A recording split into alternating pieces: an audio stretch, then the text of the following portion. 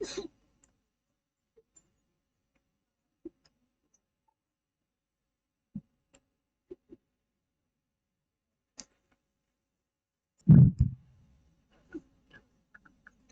proceeding with the second session, our first participant is Utkarsh Singh, number 26.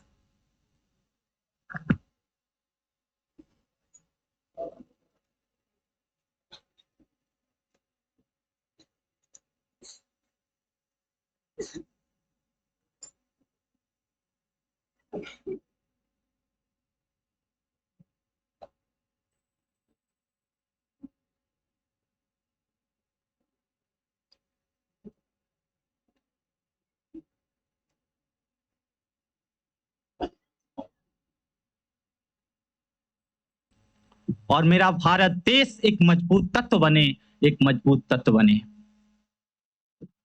यहाँ पर उपस्थित आदरणीय सभापति महोदय और यहाँ उपस्थित समस्त सांसद साथियों को मैं प्रणाम निवेदित करता हूँ। आज का विषय बहुत ही महत्वपूर्ण विषय है जो हमारे देश के लोकतांत्रिक ढांचे को एक नई दिशा प्रदान करने में एक बहुत महत्वपूर्ण योगदान दे रहा है। एक राष्ट्र एक चुनाव हमारे देश की चुनावी प्रक्रिया को सुचारू रूप से चलाने के लिए बहुत ही सही है और हमारे देश को विकासशील बनाने के लिए ये बहुत महत्वपूर्ण योगदान हमारी सरकार द्वारा दिया जा रहा है। आज इसका मुख्य उद्देश्य हमारे देश के राजनीति में परिवर्तन करना और उसे सुचारू रूप से समय की बचत के साथ 5 साल की चीजों को, जो प्रत्येक साल जो चीजें होती हैं उसे 5 साल में करने का व्यवधान किया जा रहा है, जिससे हमारे देश के जो सैनिक जो देश पे प्रत्येक साल चुनाव की वजह से देश में आते हैं हमारी सेवा के लिए, उन्हें 5 साल में सिर्फ एक बार आना होगा। हमारे देश के आर्थिक स्तंभ में बढ़ोतरी होगी, साथ ही साथ हमारे देश के जो सरकारी योजनाएं हैं उसमें अवरोध नहीं आएगा। और कई लोग कहते हैं कि एक राष्ट्र और एक चुनाव संविधान के खिलाफ है, तो मैं उनसे कहता हूं कि जो युवा जहां साथ है और जहां देश हित में जो कार्य होता है वहां चीजें को संशोधन करके उस प्रणाली को लाया जा सकता है। आज हमारे देश में अनेक चीजें लागू हो रही हैं, अनेक नियम लागू हो रहे हैं, लेकिन हमारे देश में प्रत्येक बार चुनाव होने की वजह से, हर 6 महीने पे चुनाव होने की वजह से, इसके वजह से हमारे देश के सरकारी कामों में अवरोध आ जाता है, जिसकी वजह से हमारी देश की गति कहीं ना कहीं प्रभावित होती है। आज हमें आवश्यकता है कि अपने देश के हर एक कार्यों को, जब हमारा चुनाव 5 साल में एक बार होगा, जब सारे चुनाव एक बार होंगे तो लोगों का रुचि बढ़ेगी और रुचि बढ़ेगा तो मतदाता का प्रतिशत भी बढ़ेगा और मतदाता का जब प्रतिशत बढ़ेगा तो हमारा देश में एकता आएगी और एकता की वजह से हमारा तो इसका जो लोकतंत्र है वो सशक्त बनेगा।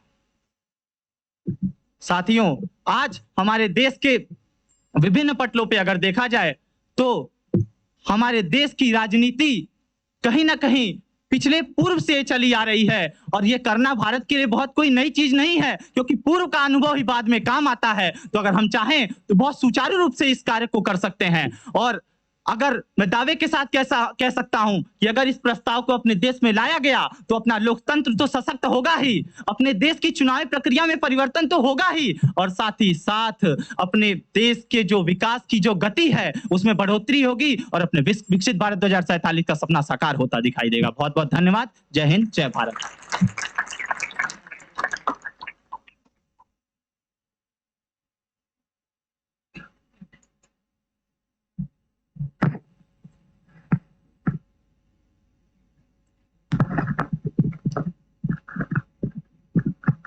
Next participant is Nitesh Singh. Nitesh Singh.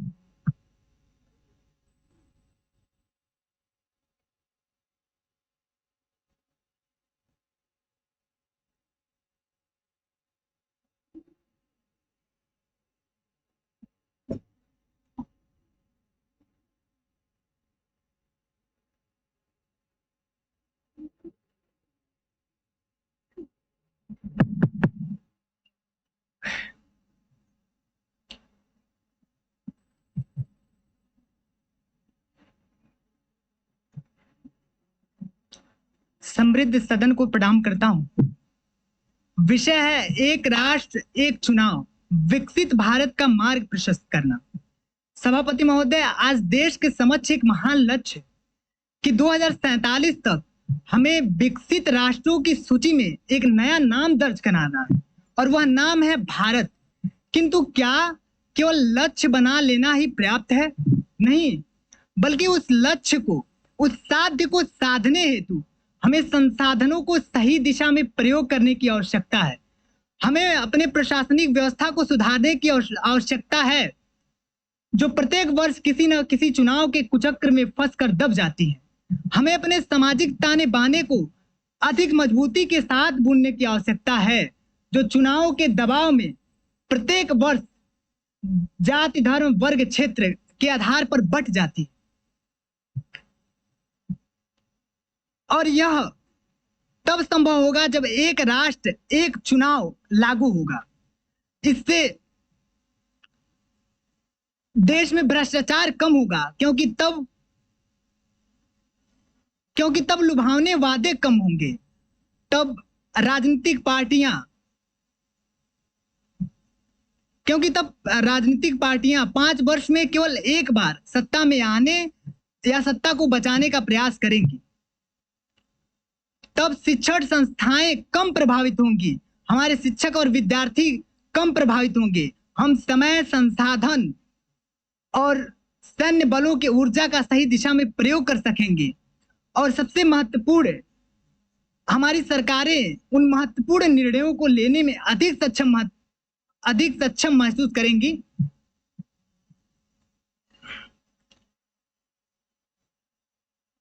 धन्यवाद।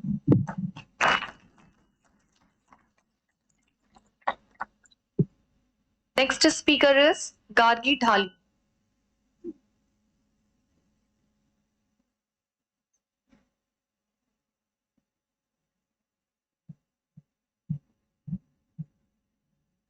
विकसित भारत का सपना सजाओ, एक नए युग की ओर कदम बढ़ाओ।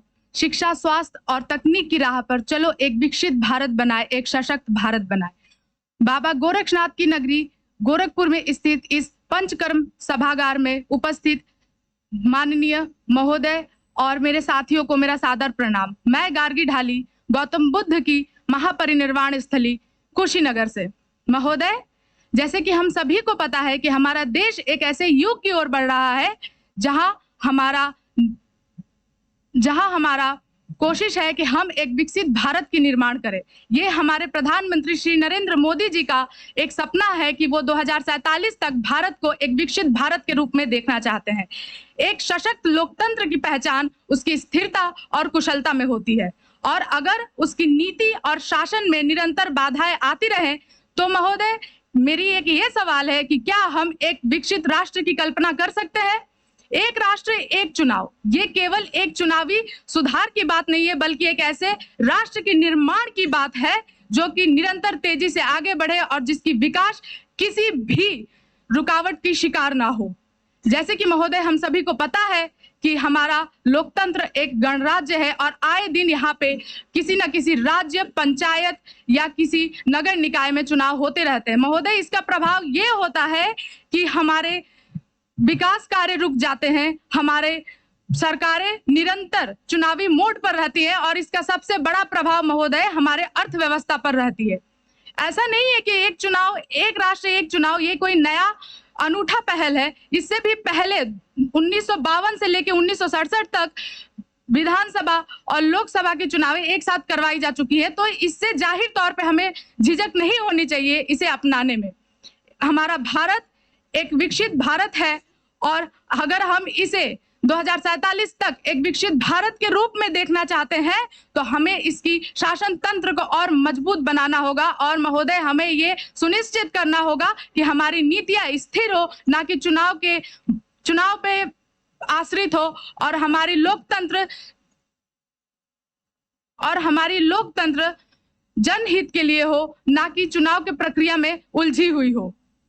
महोदय, मैं आज यहाँ पे किसी निष्कर्ष पे तो नहीं आ रही, लेकिन मैं अपनी एक यहाँ पे सवाल अब सभी के समक्ष प्रस्तुत करना चाहूंगी कि क्या हम एक ऐसी देश की कल्पना कर सकते हैं जिसकी विकास में कोई बाधा ना हो, जिसका शासन तंत्र मजबूत हो, जिसका लोकतंत्र मजबूत हो। अगर हाँ, तो आप सभी को एक राष्ट्र एक चुनाव के इस मुद्दे पे मंथन करना चाहिए और एक ऐसे राष्ट्र का निर्माण करना चाहिए जिस पे सबको गर्व हो। धन्यवाद। जय Hind.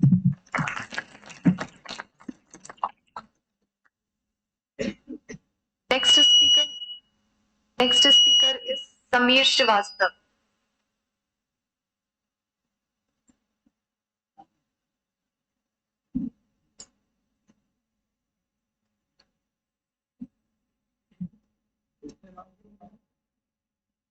Absent. Next speaker is Tej Pratap Sharma, number 30.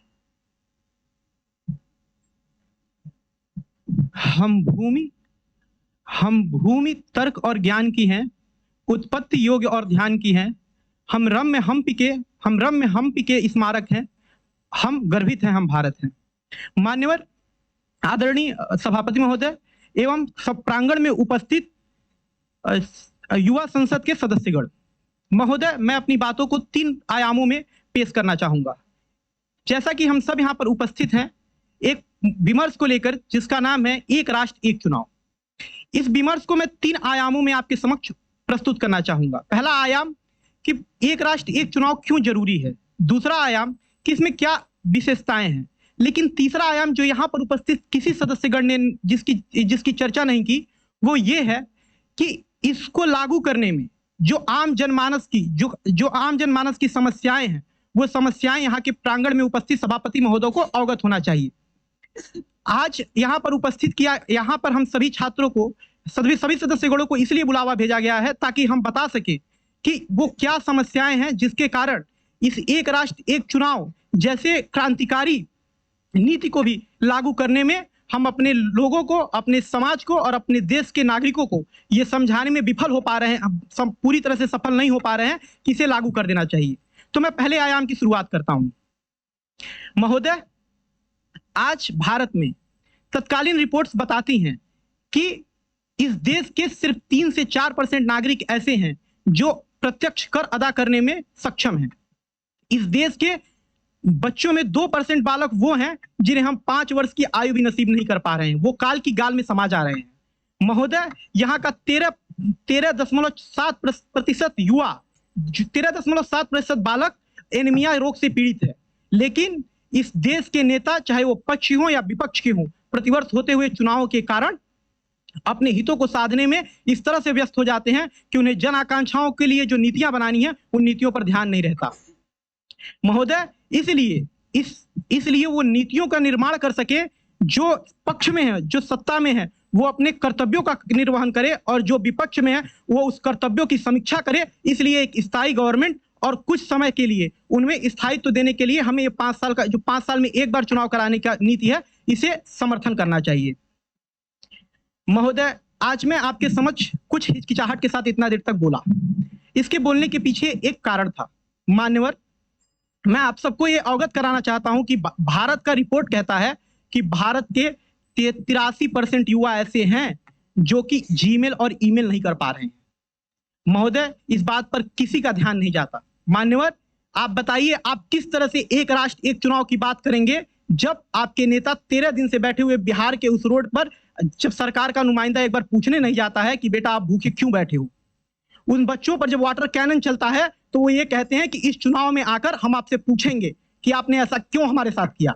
लेकिन जब वो युवा ये सोच के बैठेगा कि 5 साल तक आने वाले 5 सालों तक हमसे कोई पूछने नहीं आएगा, तो उसके अंदर की जो भड़ास है वो इस तरह से नहीं निकल पाएगी, वो किसी और तरीके से निकलेगी। मान्यवर, हमें ये कहते हुए बहुत दुख हो रहा है कि आज हमारे बुजुर्ग जो अपनी जवानी इस देश के निर्माण में गंवाए हैं, जब वो एनपीएस के लिए जंतर मंतर पे बैठते हैं तो उन पर लाठियां बरसाई जाती हैं। महोदय, हम एक राष्ट्र और एक चुनाव की जो ये नीति है, ये यकीनन बहुत अच्छी नीति है, ये देश को आगे बढ़ाएगी। लेकिन उन लोगों को समझाने के लिए उससे पहले हमें अपने नेताओं के चरित्रों को बदलना होगा। उन्हें जाना होगा उन बुजुर्गों के पास जो रोड पर बैठ के उनसे गिड़गिड़ा रहे थे कि हमें हमारे हक का पेंशन दे दो। उन्हें जाना पड़ेगा उस संवेदनशील वर्ग की उस महिला, उस बच्चे के पास जो कहती है कि साहब हमें हमारा हक दे दो। उन्हें जाना पड़ेगा उन लोगों के पास, उन्हें समझाना पड़ेगा कि आप जब 5 साल के लिए हमें शक्ति देंगे तो हम उस शक्ति का दुरुपयोग नहीं करेंगे, हम आपके लिए हर समय प्रस्तुत रहेंगे। महोदय, मैं हिचकिचाया था इसीलिए कि आप समझिए कि आपके युवा आज कहीं पर मंचों पर खड़े होकर बोलने के काबिल नहीं बच पा रहे हैं। महोदय, एक लाख आखिरी बात मैं आपके सामने कंक्लूड करना चाहूंगा, वो ये कि रश्मि रसी में दिनकर ने कहा था कि शक्ति कहते हैं गुरुवर, ये कुठार बड़ा भयकारी है, इसको धारण करने का हर एक नहीं अधिकारी है, इसको धारण करे वही जो कठोर हो कोमल भी, जिसमें हो धीरता वीरता और तबका बल भी। और आखिरी लाइन जो मैं आपके समक्ष रखना चाहूंगा महोदय, वो ये कि शक्ति दीजिए, 5 साल के लिए शक्ति जाएगी उनके पास, यह केंद्रीकरण होगा, लेकिन उससे पहले इस केंद्रीकरण के जो केंद्र में बैठे लोग हैं उन्हें जनता के बीच आना होगा। राम महोदय, आज यहाँ पर बहुत सारे लोग आए और बहुत सारी बातें बताए कि हम उस समय की बात कर रहे हैं जब 3 बार ये चुनाव एक साथ हुए, लेकिन आपको समझना पड़ेगा कि उस समय की सत्ता में बैठे पंडित नेहरू ने जब दिनकर खड़े होकर 1962 में संसद भवन में बोले, नेहरू की बुराई किए, तो वो आकर दिनकर से कहे कि हाँ मैं समर्थन करता हूं। Thank you sir. आप लोगों से अनुरोध है कि कृपया 3 मिनट में कंक्लूड करिए। 5 से 7 मिनट और 10 मिनट ये बोलने का वो नहीं है तथ्य, इसीलिए समय का दिया गया है। उसमें आपको बड़े बड़े कॉम्पिटिशन्स में 300 अगर शब्दों का कुछ लिखना है तो 300 शब्द, आपने 301 लिखा, 305 लिखा, तो आप नंबर कटते हैं। 3 मिनट का मतलब 3 मिनट होता है, 7 मिनट नहीं। मुझे दुख है कि हमको बैठाना पड़ा। आगे भी अगर कोई करेगा तो इसी तरह से बैठाया जाएगा, मुझे फिर दुख होगा, कोई बात नहीं। Next participant is Navneet Pandey.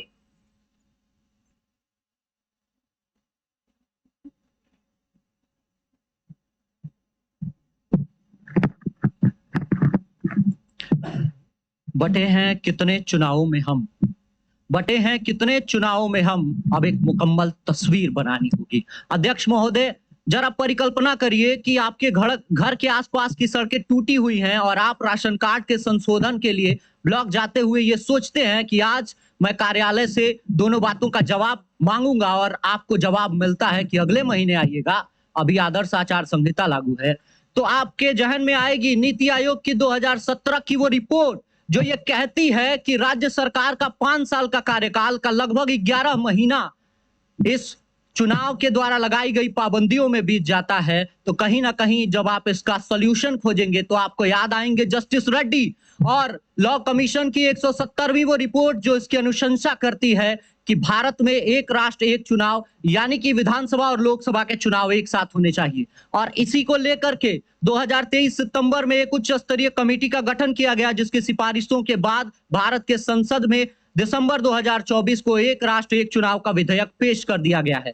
इसके लागू होने के बाद मैं व्यापक परिणामों पर चर्चा करने के लिए 3 बिंदु महत्वपूर्ण समझता हूं और इसका परिप्रेक्ष्य में सामाजिक, आर्थिक और राजनीतिक सुधारों पे मैं चर्चा करना चाहता हूं। अगर सामाजिक सुधारों की बात करें तो एक जुमला बड़ा मशहूर आता है अध्यक्ष महोदय कि गरीबों की थाली में पुलाव आ गए, गरीबों की थाली में पुलाव आ गए, लगता है शहर में चुनाव आ गए।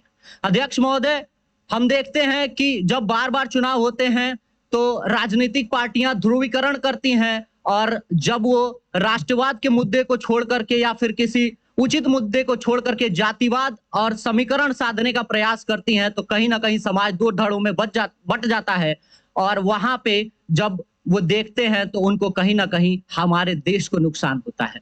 अध्यक्ष महोदय, मैं अगर आर्थिक सुधारों की बात करूं तो भारत की जीडीपी लगभग 1.5% से बूस्ट करेगी और अभी इसी सदन में बताया गया कि ये रुपया लगभग 4 लाख करोड़ होगा और ये 4 लाख करोड़ कितना होता है इसका अनुमान अगर हम लगाएं तो वर्तमान में उत्तर प्रदेश के सरकार द्वारा पेश किया गया शिक्षा बजट का 4 गुना होता है। अध्यक्ष महोदय, अगर हम ये पैसा बचा पाते हैं तो 4 उत्तर प्रदेश के जैसे राज्यों को अच्छा शिक्षा बजट हम दे पाएंगे। अध्यक्ष महोदय, मैं राजनीतिक सुधारों के परिप्रेक्ष्य में अगर बात करूं तो राजनीतिक पार्टियों का खर्चा भी कम होगा, जिससे जब वो डिपेंड होती हैं चंदा लेने के लिए किसी पूंजीपतियों से, वो भी कम होगा और साथ ही साथ जो पॉलिसी मेकिंग में पॉलिसी पैरालिसिस की समस्या है इससे भी इसको निदान मिलेगा और एक और महत्वपूर्ण बात यह है कि जो सरकार पे आरोप लगते हैं कि वो पूंजीपतियों के समर्थक है, इस आरोप का भी खंडन होगा क्योंकि ज्यादा उन्हें आवश्यकता नहीं होगी। इसमें युवा का रोल मैं ये देखूं तो हर भारत का युवा एक राष्ट्र एक चुनाव में जब आएगा तो एक बार जब उसको वोट करने का मौका मिलेगा वो आएगा और स्वामी विवेकानंद की इस धरा पे वो बटन दबाएगा और एक सशक्त और मजबूत सरकार का निर्माण करेगा जो भारत को विकसित भारत बनाने के लिए संकल्पित होगी। अंत में मैं बस इतना ही कहना चाहता हूं कि सुधार आवश्यक है तो हालात से डरना कैसा, सुधार आवश्यक है तो हालात से डरना कैसा, जंग लाजमी हो तो लश्कर नहीं देखे जाते। धन्यवाद, जय Hind. Next participant is Vaishnavi Tripathi. Vaishnavi Tripathi.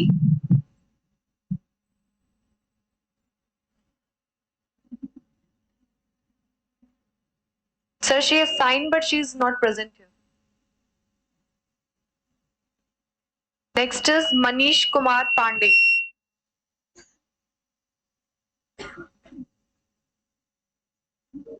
Sir, he is also not there. He has also signed.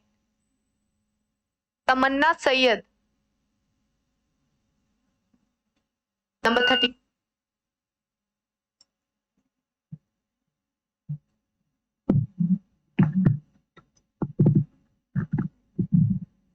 हम मानते हैं गीता, हम जानते हैं कुरान। यदि हर भारतीय का पहला मूल ग्रंथ बन जाए संविधान, तो बन जाएगा भारत विश्व में महान।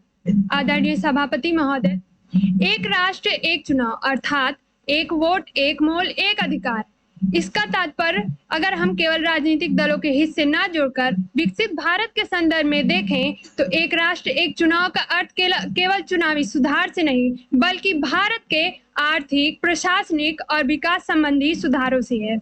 जहां भारत जैसे विशालकाय लोकतांत्रिक देश में हम देखते हैं कि प्रत्येक वर्ष चुनाव की प्रक्रिया अपनाई जाती है, जिस कारण भारत की एकता, अखंडता और अस्त व्यवस्था पर बहुत ही गहरा असर पड़ता है।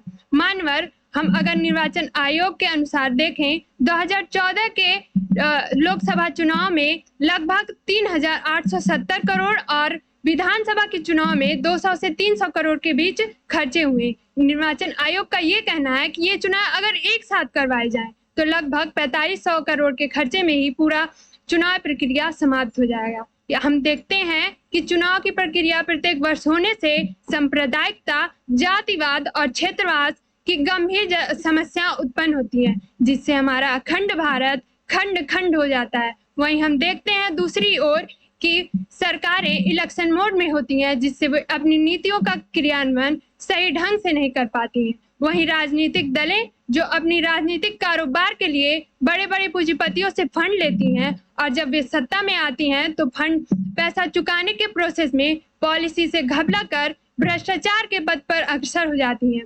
साथ ही में हम देखते हैं कि चुनाव प्रक्रिया को सफल बनाने के लिए भारत सरकार को अधिक प्रशासकों की आवश्यकता होती है, जिसमें हमारे शिक्षक बहुत ही अहम भूमिका निभाते हैं।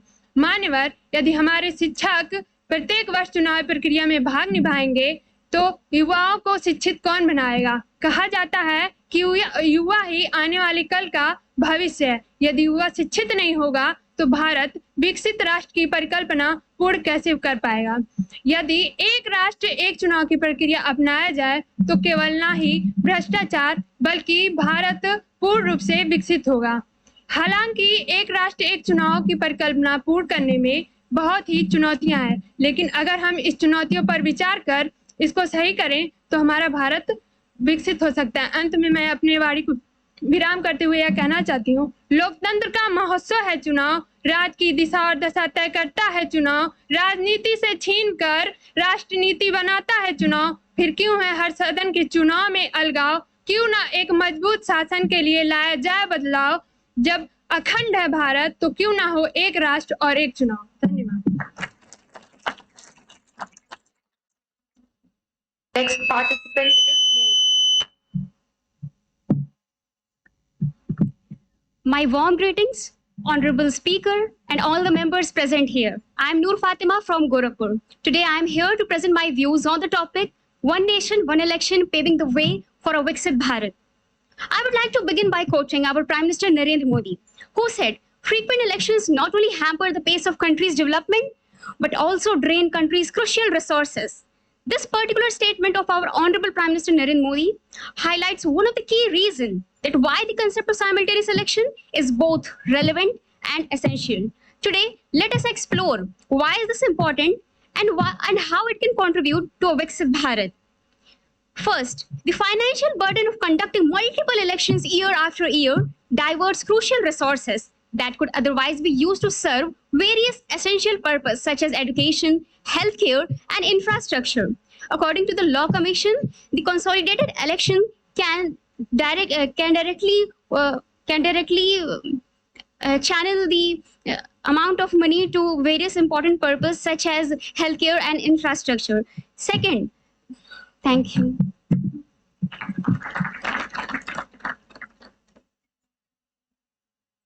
Next participant is Sandeep Gupta.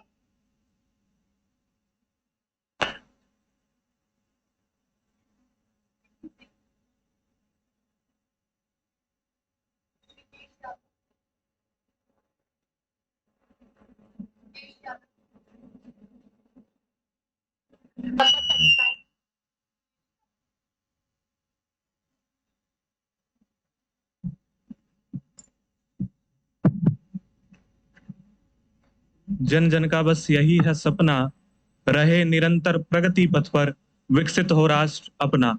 आदरणीय सभापति महोदय, उपस्थित महानुभावगण एवं मेरे युवा साथियों, तथागत भगवान बुद्ध की महापरिनिर्वाण स्थली कुशीनगर की पावन धरती से मैं दुर्गेश आनंद यादव आप सभी को सादर प्रणाम करता। महोदय, एक देश एक चुनाव आज भारत की आवश्यकता के आलोक में देखा जा रहा है। एक देश एक चुनाव एक ऐसी प्रणाली है जिसके माध्यम से देश भर में होने वाले विभिन्न चुनाव एक साथ आयोजित किए जाते हैं। भारत में एक देश एक चुनाव कोई नया नहीं है। आजादी के बाद 4 बार लोकसभा और विधानसभाओं के चुनाव एक साथ आयोजित किए गए थे।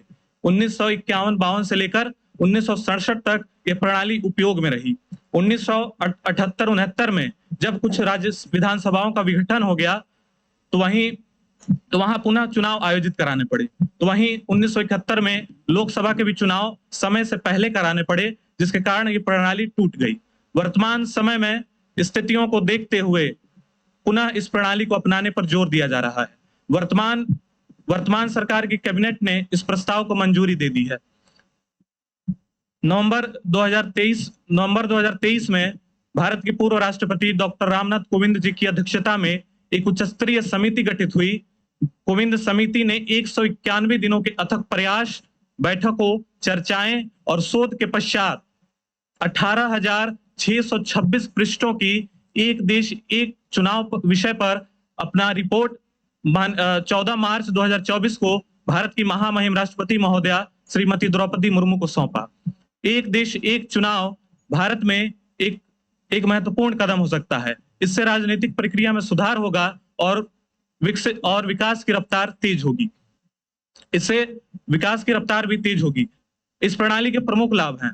इस प्रणाली को अपनाने से चुनावी खर्च में कमी आएगी, सरकारी कामकाज में सुधार होगा, तो वहीं मतदाताओं की भागीदारी में वृद्धि होगी। इसके साथ ही महोदय, ये तमाम इसके लाभ थे, किंतु कुछ चुनौतियां भी हैं। इस विधेयक को लागू करने में कुछ कठिनाइयां हैं। जो सबसे महत्वपूर्ण कठिनाई है संवैधानिक रूप से, इस विधेयक को लागू करने हेतु 129वां संविधान संशोधन करना होगा, जिसके अंतर्गत अनुच्छेद 82, अनुच्छेद 83 और अनुच्छेद 172 में सुधार की आवश्यकता होगी, जो एक जटिल और लंबी प्रक्रिया हो सकती है। इसके साथ ही इतने विशाल और आबादी वाले क्षेत्रफल वाले देश में एक साथ चुनाव कराना चुनौतीपूर्ण हो सकता है। इसके लिए चुनाव आयोग को भारी मात्रा में मशीनरी बढ़ानी होगी, जिसका अनुमानित खर्च 7 से 8 हजार करोड़ होगा। महोदय, इसके साथ ही ये भी आशंका है कि इस विधेयक को लाने से क्षेत्रीय मुद्दों को प्रमुखता नहीं मिलेगी, केवल राष्ट्रीय मुद्दे ही प्रभावी होंगे। महोदय, चुनौतियां बहुत है। अंत में यही कहना चाहता हूं कि हमें उन चुनौतियों से निपटने के लिए विकल्प तलाशने चाहिए, न कि इस विधेयक को छोड़ना चाहिए। साथ ही हमारी संस्कृति भी हमें सिखाती है, कवन सो काज कठिन जग माही, जो नहीं होए तात तुम पाही। इस संकल्प के साथ हमें आगे बढ़ना चाहिए और निश्चित तौर पर एक देश एक चुनाव विकसित भारत का मार्ग प्रशस्त करेगा। बहुत बहुत धन्यवाद। जय हिंद, जय भारत।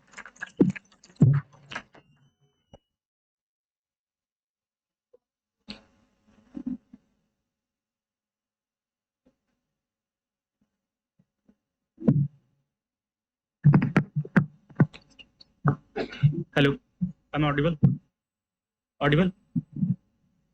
शोध छात्र गौरव ओझा का नमस्कार। अध्यक्ष महोदय, सन 1947 में जब हम भारत का पुनर्सृजन करते हैं तब हम एकता का चुनाव करते हैं, हम लोकतंत्र का चुनाव करते हैं, हम चुनाव का चुनाव करते हैं, हम चुनाव करने का चुनाव करते हैं, हम चुनाव कराने का चुनाव करते हैं।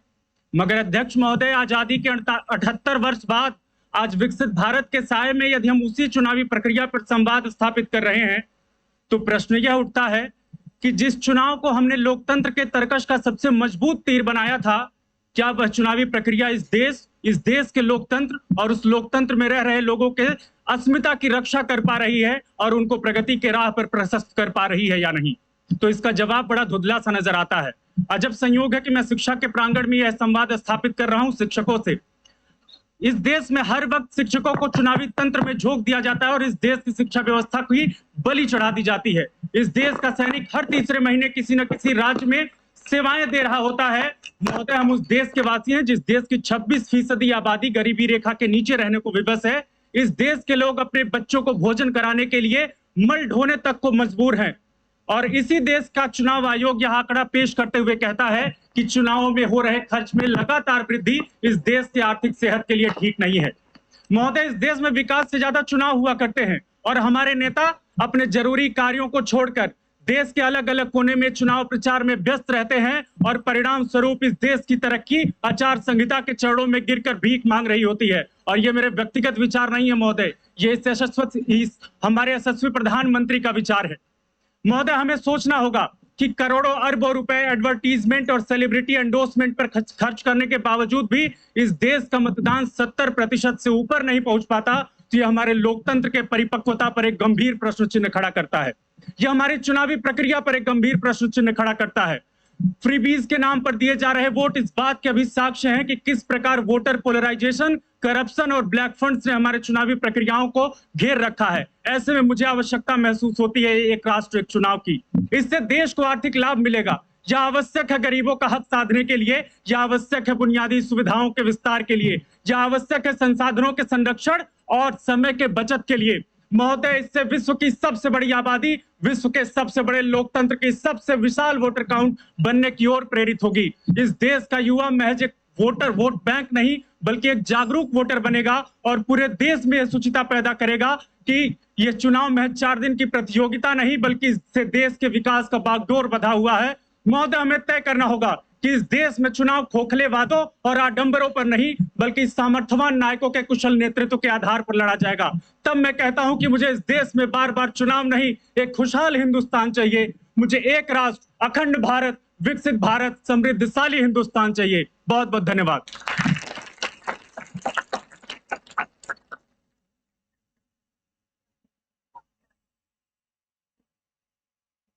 It's not working.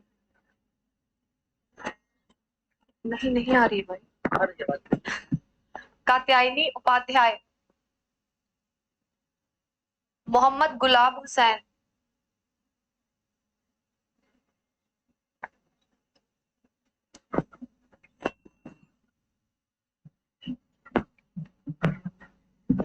शून्य से एक तक जाने का सफर देखना है, एक से एक को पाने का पहर देखना है। तुम देखते रहो समंदर की गहराई का ख्वाब, मुझे घर के पास वाला नहर देखना है।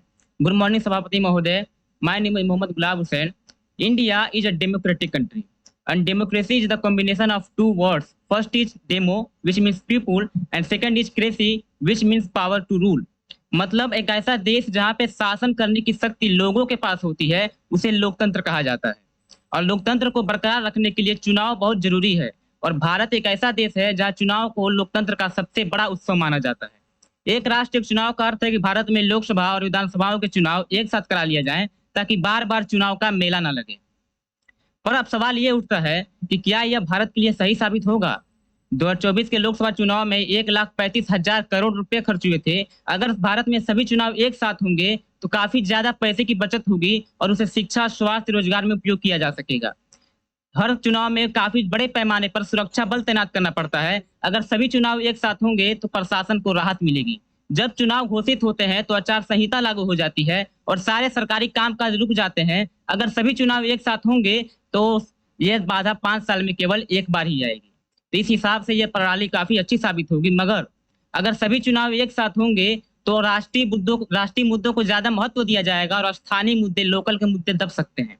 अगर सभी चुनाव एक साथ होंगे तो सरकारें सिर्फ एक बार जीतने के लिए अपना जी जान लगा सकती हैं और उसके बाद खामोश भी हो सकती हैं, और इससे भी बहुत बड़ी चुनौतियां हो सकती हैं। एक राष्ट्र एक चुनाव को अपनाने के लिए हमें संविधान के आर्टिकल 83, 85, 172, 173 और 356 में अमेंडमेंट करना पड़ेगा। अब एक राष्ट्र एक चुनाव को अपनाने के लिए हमें इस बात का जवाब देना पड़ेगा कि अगर कोई सरकार समय से पहले गिर जाती है तो वहां क्या किया जाएगा। एक फिलॉसफी है कि 1 और 1 मिलकर जब 2 हो जाए यह गणित है, 1 और 1 मिलकर 11 हो जाए यह संगठन है, 1 और 1 मिलकर 1 ही रह जाए यह प्रेम है, 1 और 1 मिलकर 0 हो जाए यह अध्यात्म है, जब 1 को 1 से मिलने ही ना दिया जाए ये कूटनीति है, और जब 1 को 1 के विरुद्ध खड़ा कर दिया जाए यह राजनीति है, और जब ऐसे कई एक मिलकर किसी एक का चुनाव करें यह लोकतंत्र है। तो इस एक में इतनी शक्ति है कि यह किसी एक को अगर आसमान का सैर करा सकती है तो उसी एक को जमीन में दफना भी सकती है।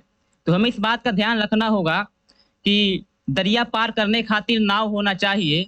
भारत एक राष्ट्र है, एक चुनाव होना चाहिए, मगर जहां पर मत है वहां पर ही मतभेद रहेगा। भारत एक था, एक है और एक रहेगा। धन्यवाद।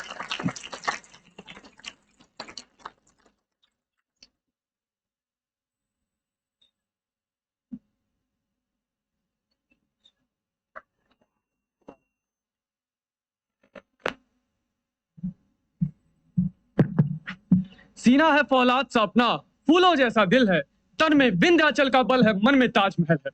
आदरणीय सभापति महोदय, 143 करोड़ भारतीयों की आवाज बनकर विकसित भारत की वह पहल जो 1952 से लेकर 1967 तक चली, जिसे हम एक राष्ट्र एक चुनाव कहते हैं। मैं बता देना चाहूंगा कि जो यह सोचते हैं कि एक राष्ट्र और एक चुनाव से सिर्फ विधानसभा और लोकसभा के मुद्दे उठेंगे, यह बिल्कुल ही गलत है।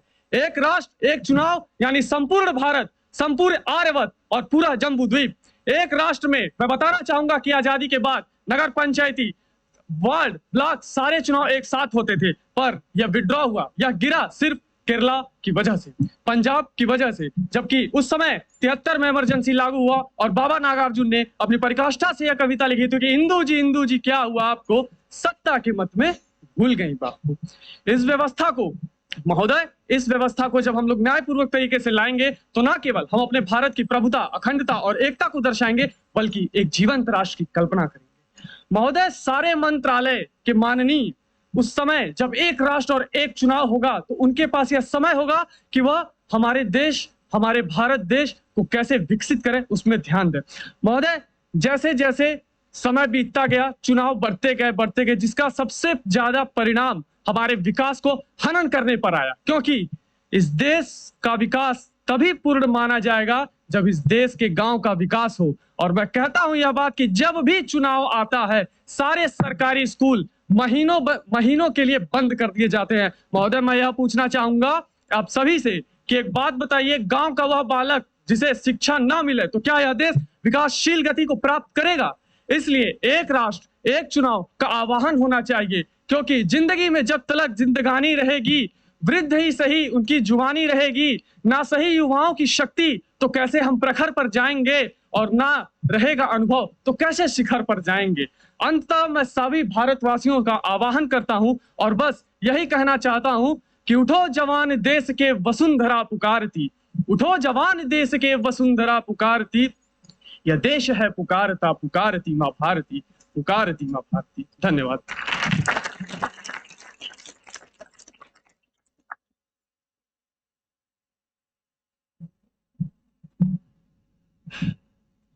है आलोक प्रताप देखा हमारा, जो परतंत्र की बात करते हैं, वे जनवेदना नहीं थी कभी उनमें। है आलोक प्रताप देखा हमारा, जो परतंत्र की बात करते हैं, वे जनवेदना कभी नहीं थी उनमें। द्वंद्वी संयंत्र की बात करते हैं। हम हैं सनातनी पट मृत्युंजय मंत्र की बात करते हैं।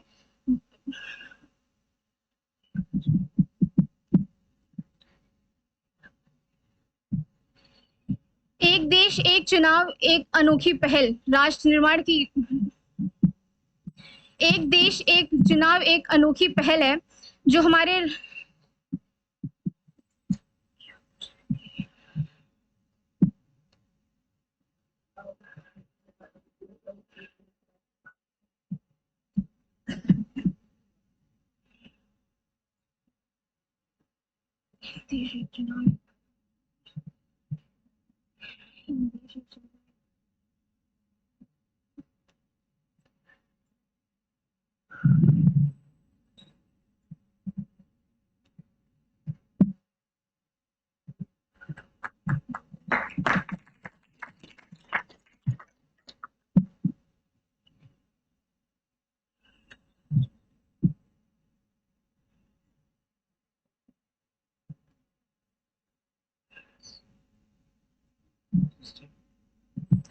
सभा में बैठे सभी सभापति महोदय और मेरे मित्रों को मेरा प्रणाम। मैं आर्यन यादव महायोगी गोरखनाथ विश्वविद्यालय का छात्र हूँ। महोदय, आज मैं आपके सामने प्रस्तुत हूँ एक बहुत ही महत्वपूर्ण मुद्दे के ऊपर बात करने में, जो हमारे लोकतंत्र के भविष्य को आकार देने के लिए एक बहुत महत्वपूर्ण मुद्दा है। एक राष्ट्र एक चुनाव। अगर हम इसे सही से देखें तो एक राष्ट्र एक चुनाव ये एक सोच है, और ये सोच अभी चर्चा का विषय है, जबकि ये एक वास्तविकता होनी चाहिए। एक राष्ट्र एक चुनाव का मतलब है कि हमारे जो देश में हर 5 साल में जो अलग अलग चुनाव होते हैं वो एक ही साथ होंगे, जिससे हमारे देश में विकास भी बढ़ेगा और इससे हमारे देश के हित में भी देश का हर एक व्यक्ति हित में काम कर सकता है। एक राष्ट्र एक चुनाव का मतलब है कि हम अपने देश में जो हर बार चुनाव की वजह से जो हमारे सेना पे जो सिपाही होते हैं वो इधर उधर जाने की बजाय वो अपने उस पे सही से काम कर पाएंगे, जिससे हमारे आतंकी हमले जो हमारे देश में हो रहे हैं वो भी कम होंगे। महोदय, एक राष्ट्र एक चुनाव से हम सबसे बड़ी जो बचत करेंगे वो होगी पैसे की बचत, समय की बचत। महोदय, यहाँ पे हमारे देश में अभी हम विकसित होने के कगार पे हैं, तो हमें समय और पैसे दोनों को सदुपयोग करना है, ताकि 2047 तक जो हमारा मकसद है एक विकसित भारत बनाएगा, वो हम विकसित भारत बना सके। विकसित भारत बनाने इसमें एक राष्ट्र एक चुनाव में हमें अगर विकसित भारत की वजह से अगर हमें फायदा होगा तो हम क्यों नहीं ये लागू करेंगे। मानते हैं कि संविधान में कुछ हमें चेंजेस करने होंगे, लेकिन हमें कुछ ना कुछ चेंज करके ही आगे बढ़ना होगा जिंदगी में। अगर इस चेंजेस से हमारे भारत को एक नया फायदा हो रहा है तो हम ये करने के लिए जरूर सक्षम होंगे और हम चुनौतियों को पीछे छोड़ के आगे जाएंगे। एक राष्ट्र एक चुनाव से हमारे देश को बहुत ही फायदा होगा और ये हमारे देश को एक अलग ऊंचाइयों पे ले जाएगा। मैं अपनी बारी को विराम देने से पहले 2 पंक्तियां याद करना चाहूंगा। हर बार चुनाव की तकरार रोक रही देश की रफ्तार, हर बार चुनाव की तकरार रोक रही देश की रफ्तार, एक चुनाव एक संकल्प, इसी से होगा भारत देश का विकल्प, भारत देश का विकल्प। धन्यवाद। जय हिंद, जय भारत।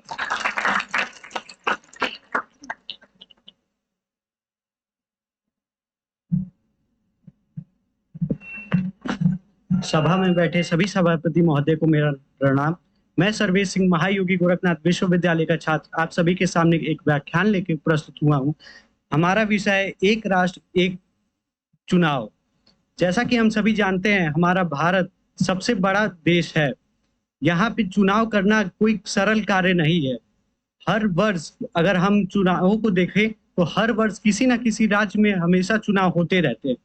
इससे न केवल हमारे धन एवं जो संविधान जो चीजें हम इस्तेमाल करते हैं, जैसे गाड़ियां हो गई, जैसे रैली हो गए, उसमें भी हम समय का बचत कर सकते हैं।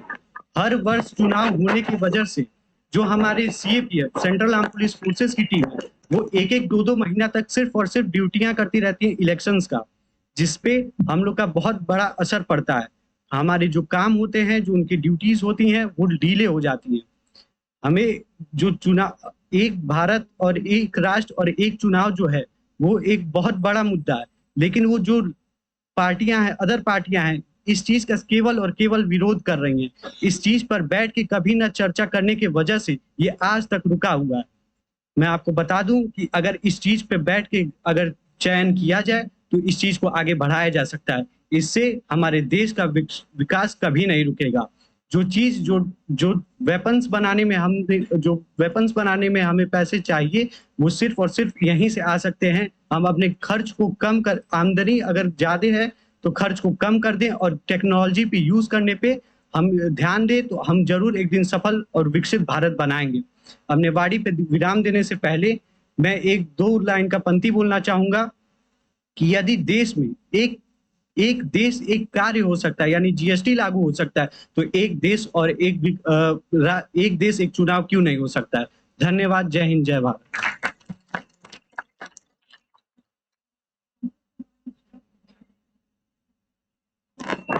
अंकुर कुमार मिश्रा। महनूर परवीन। माहिनूर परवीन।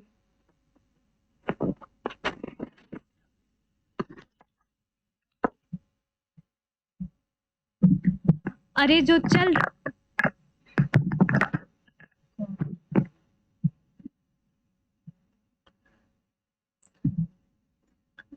अरे जो चल रहा है उसे छोड़कर हम एक नई अभिव्यक्ति की लड़ाई करते हैं। आदरणीय महोदय, एक चुनाव से हमारा तात्पर्य है कि लोकसभा और विधानसभा के चुनाव एक साथ हों, परंतु वर्तमान में लोकसभा और विधानसभा के चुनाव प्रत्येक 5 वर्ष के उपरांत होते हैं। एक चुनाव और एक राष्ट्र का मतलब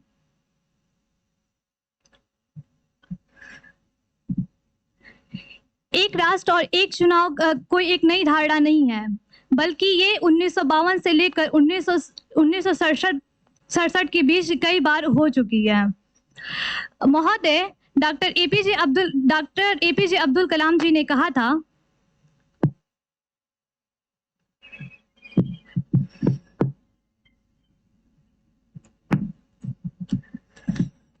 hello hello,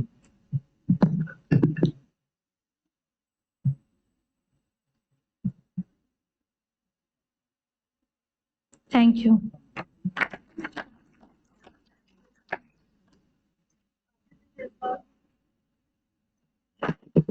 Aditya Jaiswal. Harsh Lat, serial number 59।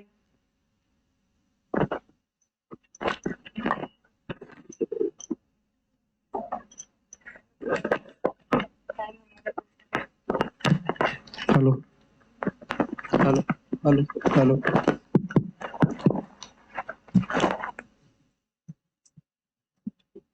Should I? नमस्कार सभापति महोदय। हाँ, सीरियल नंबर 59।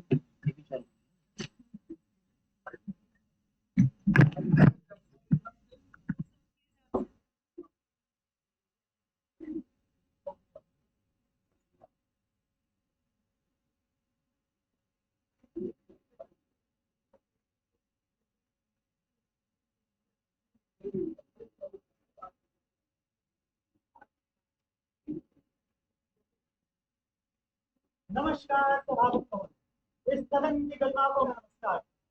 सबसे पहले हमें यह समझना होगा कि जो हम पेश कर रहे हैं कि एक राष्ट्र एक चुनाव से हमारा क्या अर्थ है। हमें सभी युवाओं को यह समझना होगा कि एक राष्ट्र एक चुनाव से यह अर्थ है कि जो समिति का गठन हुआ था, उस समिति ने जो 100 दिन का कार्यक्रम तय किया है, उस कार्यक्रम के भीतर सभी चुनाव होंगे, न कि केवल एक राष्ट्र में केवल एक ही चुनाव। 100 दिन के कार्यक्रम में जब चुनाव होंगे तो मैं वह सब बातें समझ में आएंगी जिन पर मैं बात करनी चाहती हूँ। इससे कोई भी राष्ट्रीय और कोई भी क्षेत्रीय मुद्दा नहीं। दूसरी बात, यहाँ पर हमारे बीच सभी आए, उन्होंने उन अल्पकालिक व्ययों की बात की जिससे खर्चे कम होंगे, हमारी आदर्श आचार संहिता की बात की, लेकिन मैं यहाँ पर दीर्घकालिक व्यय की बात करता हूँ।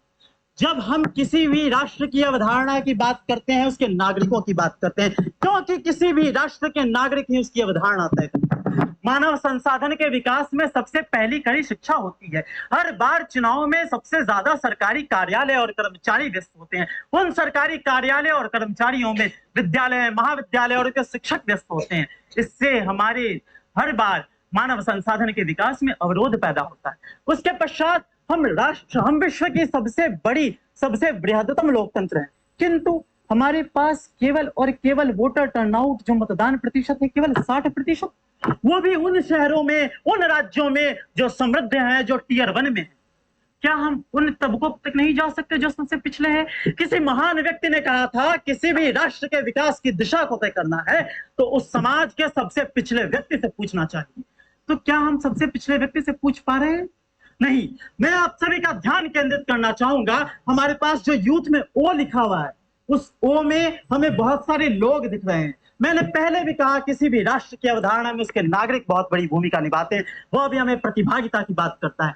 जब मतदान होंगे, जब चुनाव होंगे, उसमें मतदाता तभी आएंगे जब हम सभी को जागरूक कर पाएंगे, सभी को एक साथ ला पाएंगे। जब सभी एक साथ आएंगे, मतदाता आएंगे, मतदान होंगे और फिर चुनाव होंगे। इसी के साथ साथ बहुत सारी ऐसी बातें हैं जिन पर बात की जानी चाहिए, लेकिन हम उन बातों पर बात नहीं करते। हम सिर्फ उन बातों पर बात करते हैं जो कि हमें अच्छा लगता है, जो हमें कर्णप्रिय होता है, जो हमारी सरकार एजेंडे से भटका करके बताना चाहती है। लेकिन हमें युवाओं को यह समझना होगा कि हर बार केवल अफवाहों पर बात नहीं करनी होती है, उन पर सोचकर समझकर प्रतिक्रिया देनी होती है। एक अंतिम बात के साथ मैं अपने वक्तव्य को विराम दूंगा कि वह जो ओ है वह हमें दर्शाता है वन, वह जो ओ है वह हमें दर्शाता है ऑप्टिमम, वह जो ओ है वह हमें दर्शाता है organisation. So I say one nation one election for one optimum organisation. इसी के साथ साथ मैं कहूंगा, समय की अपनी मर्यादा है, मेरी अपनी मर्यादा है। मैं समय की मर्यादा को शिरोधार्य करते हुए अपनी वाणी को विराम देना चाहूंगा। बहुत बहुत धन्यवाद।